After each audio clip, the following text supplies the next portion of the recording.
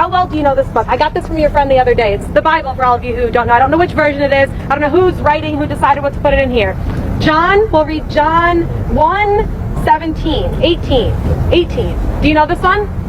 I'll read what it says here. It says, no one has ever seen God, but God is the one and only who is at the Father's side has made him known. Right here, it says, no one has ever seen God, okay? Mm-hmm. You believe that? You take that? You want to read it?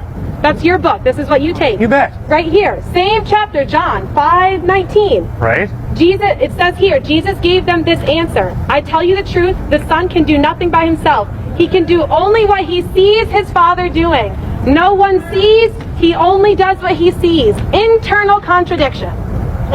So then this book has internal contradictions. Can we agree on that? Oh, no, you don't say yes or no answers. What do you say about this internal contradiction? One of the basic principles of interpreting any book is you have to read in context. And obviously, when you read John chapter 1, the main point is Jesus is God in human form. He begins. Ma'am, am I allowed to answer you or not? But you're not making sense. You say the same well, thing then why are you wasting your time standing here talking to me if I'm not making sense? Because look at all these people here who have questions. There's fine, then why don't you let me go on to other people? If I don't make sense, ma'am, why do you waste your time? Why am I going to let you misguide them with your misguidance? Oh, I see.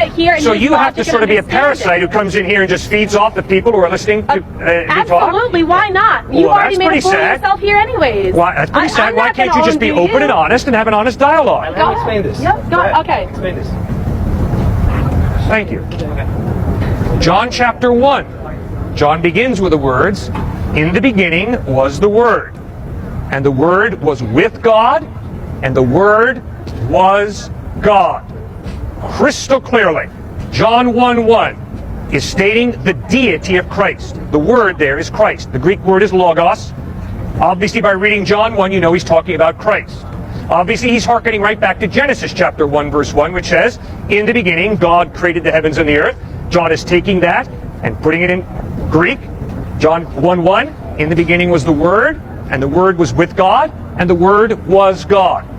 Nobody has seen God. I haven't seen God. You haven't seen God. But the claim of John is, and the claim of Jesus is, that he is God, revealing himself in human form.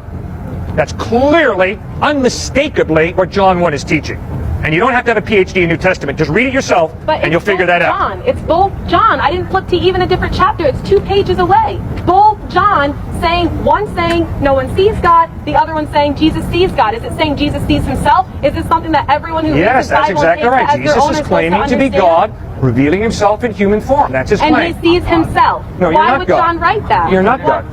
What's the difference? Well, if you die and rise from the dead, I will listen very closely to everything you have to say. Why is that the one thing that you take? Did you see George Washington inaugurated first president of the United States? Other people did. I trust that. Good. And other people saw Christ die on a cross, and they saw him risen from the dead. But they have internal contradictions. No, there's no contradiction there. We human beings do not see God, but when God chose to become a human being in Jesus Christ, obviously Jesus knew the Father very, very intimately, very, very well.